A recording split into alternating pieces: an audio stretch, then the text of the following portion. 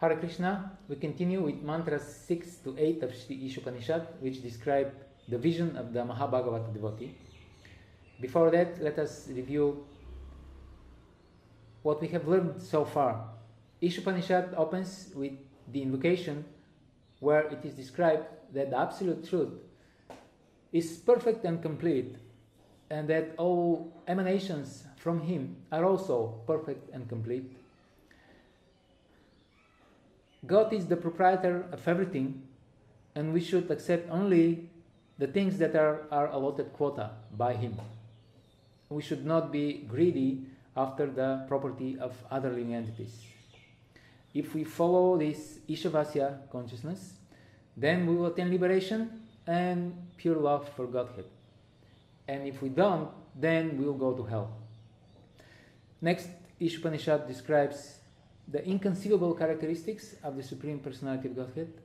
They can be realized only by devotional service.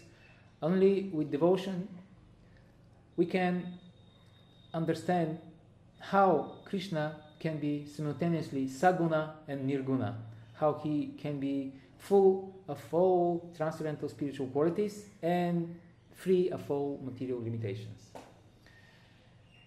And now let us continue with mantras 6 to 8. Yastu sarvani bhutan yatmanyeva nupashyati sarva bhuteshu chatmanam tato na vijugupsate yasmin sarvani bhutan yatmaiva bhut vijanataha tatra ko mohaka shoka ekatvamanupashyataha saparyagat chukramakayama vranamasna viragham shuddham papavidham kavir manishi paribu swayambur yatha tapyatortan vyadada chasvatibhya samabhya. He who systematically sees everything in relation to the Supreme Lord, who sees all living entities as his parts and parcels, and who sees the Supreme Lord with everything, who sees the Supreme Lord within everything, never hates anything or any being. One who always sees all living entities as spiritual sparks, in quality one with the Lord, becomes a true knower of things. What then can be illusion or anxiety for him? Such a person must factually know the greatest of all, the Personality of Godhead, who is unembodied, omniscient, beyond reproach, without veins, pure and uncontaminated. The self-sufficient philosopher who has been fulfilling everyone's desire since time immemorial.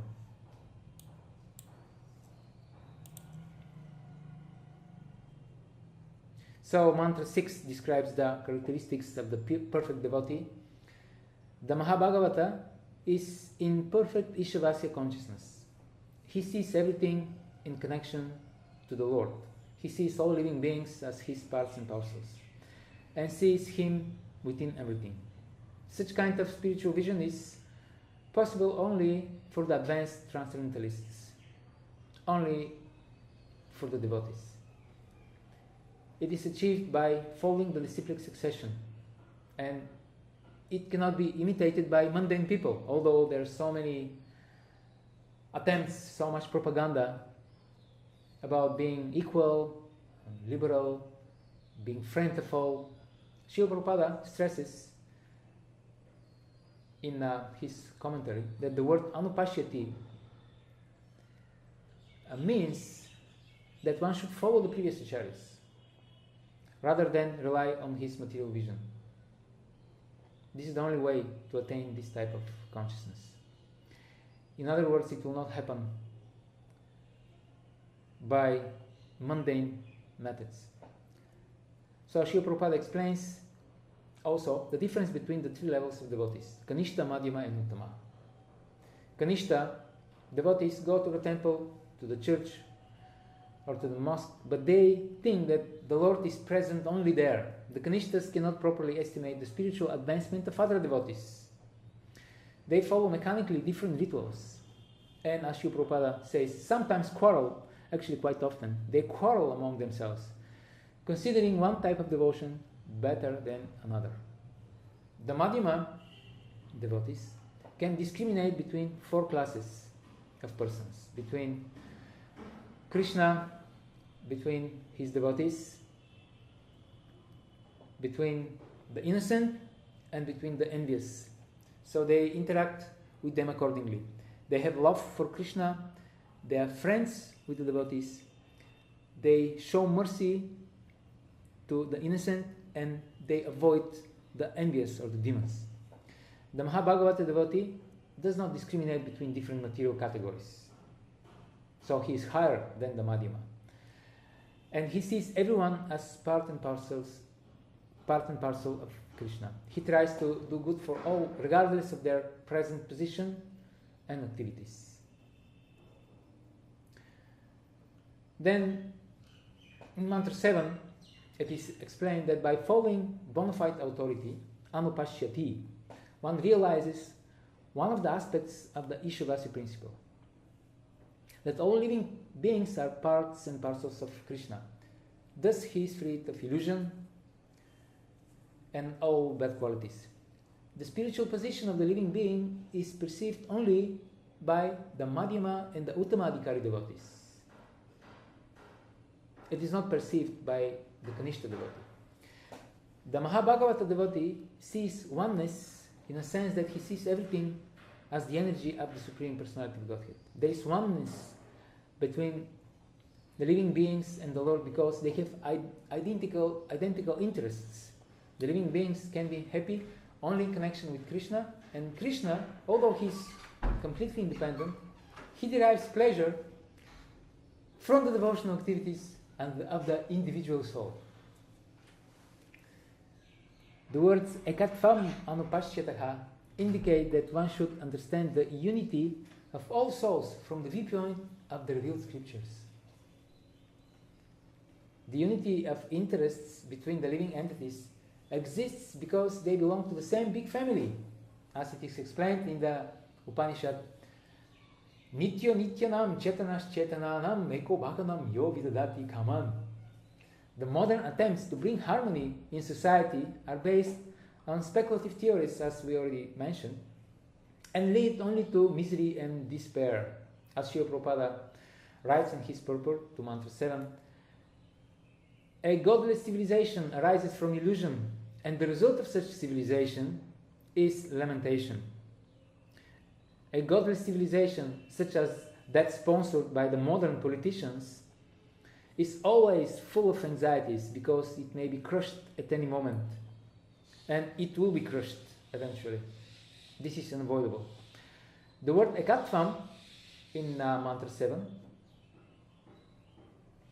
does not establish an absolute identity between the individual soul and the Supreme Lord. In his purport, Srila Prabhupada explains, to use another example, the quantity of salt present in a drop is never comparable to the quantity of salt present in the complete ocean. But the salt present in the drop is qualitatively equal in chemical composition to all the salt present in the sea. If the individual living being were equal to the Supreme Lord, both qualitatively and quantitatively, there would be no question of his being under the influence of the material energy. In the previous mantras, it has already been discussed that no living entity, no living being, not even the powerful demigods, can surpass the Supreme Being in any respect. Therefore, ekatvam does not mean that a living being is equal in all respects to the Supreme Lord. The next mantra tells us more about the characteristics of the Supreme Person. So mantra 8 describes another aspect of the Ishavasi principle. If one is actually qualified, he must be able to see the Lord as a transcendental and eternal Supreme Person. The Lord is unembodied, which means that there is no difference between his soul and body. his senses are interchangeable as it is confirmed in Brahma Samhita. At the request of the Acharyas, the Lord descends in his deity form, which is non different from his original spiritual form. Unfortunately, the materialists and the materialistic devotees cannot accommodate the fact that the Lord can be transcendental and immanent at the same time. Let us point out something on this topic. According to the standard dictionary philosophy, the philosophy of theism in most interpretations is God is partly immanent in the universe and partly transcendent. In essence, this definition is the Vedic philosophy of the Supreme Person, as stated in Purusha Sukta. With 3/4 of himself, the Purusha ascended. The other fourth was born here. From here, on all sides, he moved toward the living and the non-living. Again and again in the Vedic literatures, we find references to Tripad Vibhuti and Ekapada Vibhuti, the 3/4 of the Lord's splendor displayed as a spiritual world, and the 1/4 by which he pervades the material world. About the material manifestation, Lord Krishna says in Bhagavad Gita 10:41, know that all these opulent, beautiful, and glorious creations are born from a part of my total splendor, just from a spark. So, because they oppose theism, all these theories of deism, monism, pantheism, and dualism are actually different forms of atheism. Deism separates God completely from his material creation. Monism renders God partless. God doesn't have qualities, he doesn't have desire, he doesn't have body, name. Pantheism confines him to the material universe, and dualism divides creation against him, placing part of the creation in the hands of a rival. We can see that even major religious traditions are influenced by different grades of deism and dualism. The Lord fulfills the desires of all living beings according to their qualification. Still, the qualification itself is not sufficient. As Srila Prabhupada writes, a living being desires something and the Lord supplies the object of that desire in proportion to one's qualification. If a man wants to be a high court judge, he must acquire not only the necessary qualification, but also the consent of the authority who can award the title of a high court judge. The qualifications in themselves are insufficient for one to occupy the post. It must be awarded by some superior authority. Similarly, the Lord awards enjoyment to living entities in proportion to their qualifications. But good qualifications in themselves are not sufficient to enable one to receive awards. The mercy of the Lord is also required. This is the difference between the Vedanta and the Karma Mimamsa philosophy. The Karma Mimamsakas, they say that even God is obliged to deliver the results of one's pious activities. And the Vedantists and the Vaishnavas belong to the Vedanta school. We say that no, just as Srila Prabhupada describes in this purport, no, the Lord is completely independent. It is His independent will that is the cause of everything. His Abhigya and Svarat, as described in the first canto of Bhagavatam. He is all-knowing and He is fully independent. He is the only entity which is independent. We are all dependent on Him. The word yatha tat pyataha shows that the Lord rewards the living entity with the results of their desire without interfering with their free will.